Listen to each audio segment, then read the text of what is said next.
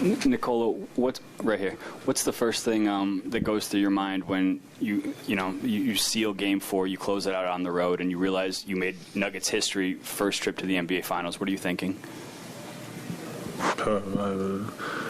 No, it's just I think it's just like you happy that you won a game. You beat really good team. When you think about, except the first game, every game was so close and every team could won it, and we just find a way to win the game. Especially we were down 15 and to come back and win the game. It was just probably happiness. I think that's the emotions. Standing in the back, Nikola, you had talked the other day about saying you weren't scared, but you were worried about LeBron James being on the other side. What were you thinking as LeBron had that monster first half, monster game? And also, what did it mean to you to win Western Conference Finals MVP? What does that feel like compared to winning your 2 MVPs? Just because, we know what is LeBron capable, and he showed us what he's capable in the first half. He was just dominating the game, but we found a way that make him take tough shots or just not easy layups or just not open shots in the second half. I think he was 11 for 13 in the first half, right? And then he was 3 for 12 in the second, so I think we did a good job in the second half. But to be honest, this is just I don't know. I don't think about MVPs anymore, and I think it's people are just mean and saying that Embiid shouldn't want it. I think he should want it. I think he was playing. If you watch it, extremely tough basketball through whole season, and I don't want to say playoff doesn't mean in that, but he was really amazing in 82 games or how many games he played. To the left over here. Nikola, I know you still have work to do, but who are you most proud of, most happy for in this moment? I don't know. I'm gonna say Jamal, just because he was like we said, he was injured. He was getting through tough period. He thought they're gonna trade him, and then the way how he's leading us and how he's controlling the game and making shots, playing like even last year. This year as last year is he's playing really well. So I think I'm so happy for Jamal just to proving that he's worth and he's a special player in this league. Far left, altitude. Nikola, how much more special does this opportunity, how much more special is this opportunity, knowing that you guys have held your kind of same core together and built this the right way for you and built this brand of basketball and built this culture all together? I said it on the court. It's really from the Sparky gene to family Kroenke. I think it's something that we really build and we really like. I was drafted by Nuggets. Jamal was drafted by Nuggets. Mike was drafted by Nuggets. AD is here a little while right now. So we get great pieces in Bruce and KCP, Jeff, who is a really good veteran, CB, who is in the rotation. To be honest, I don't want to say, but everybody, not just players in training and coaching staff. It's something that they're all here. They're all here since I came here. Of course, Wes left, Micah left, Finchy left, Jordy left, a bunch of guys left. But I think that shows too that we are doing something good. People are leaving from this organization to better spots, and I'm happy for everybody. So I think we are doing something nice. Front row here. Who's that? Nikola, the only break you got was the first couple minutes of the second quarter. How are you feeling after playing 45 minutes? And was there any point in the fourth quarter where you got a little tired? Or? No, I think that's why playoffs are so nice and so interesting, because you don't care about how tired you are, you don't care about minutes, fouls, shots, percentage, this and that. You just want to win a game, and you're trying to win a game. Like sometimes today we win it with a defense.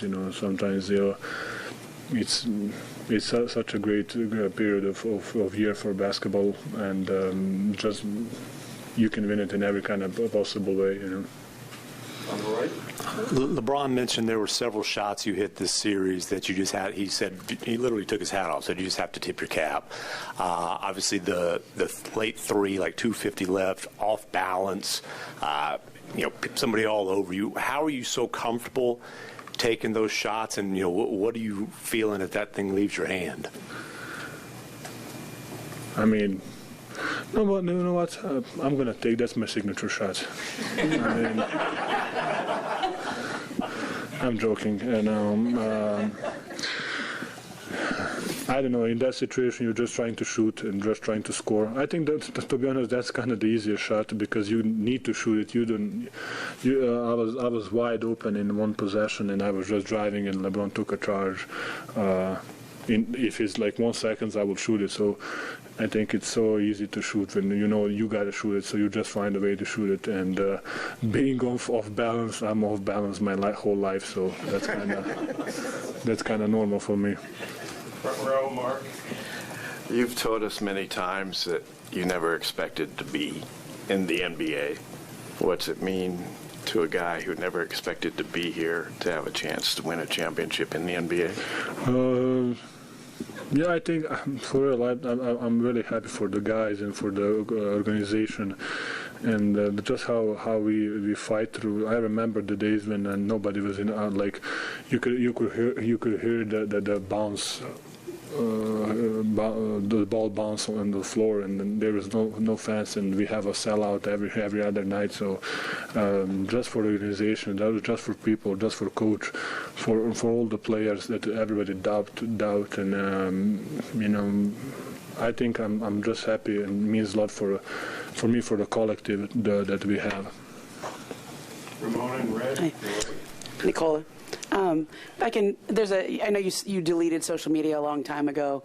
Everybody digs up old tweets. There's one where you were saying, is anyone down for a pickup basketball game back in 2011?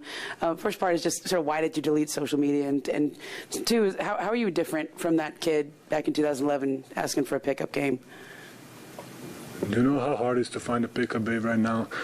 Especially in my hometown, like I remember the days when you can just go outside in 5 o'clock afternoon, and if you lose one pickup game, you can basically go home. And now it's really hard to find like 6 guys who can, because we play 3-on-3. It's not a 5-on-5. So that didn't change. So if anybody wants to go play pickup, yeah, they can call me. Yeah, just because, to be honest, I follow the guys who are like playing professionally right now. That's 3x3 tournament, and they're Serbian guys are really, really, really good in that. And I think I remember back in days that how I played it, and I think maybe the talent that the engineer from upstairs gave me, it's from playing basket to playing 3-on-3 too. And why I deleted social media, I think it's a waste of time. Front row inside. Nikola, you said just now that you think you might be happiest for Jamal.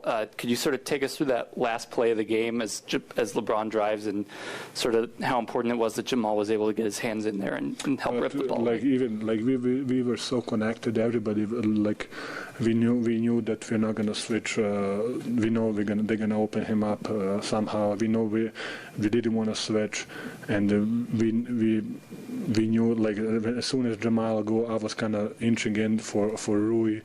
I know that AD was in a corner, so everything was so connected, and it was great. All right, and you have one last question right here.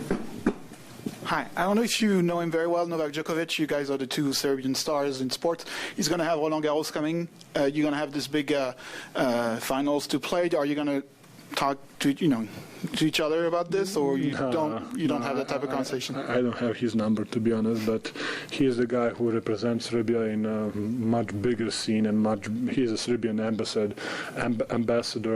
and he's really idol to the kids in Serbia, and not just on the court and the things that his foundation is doing.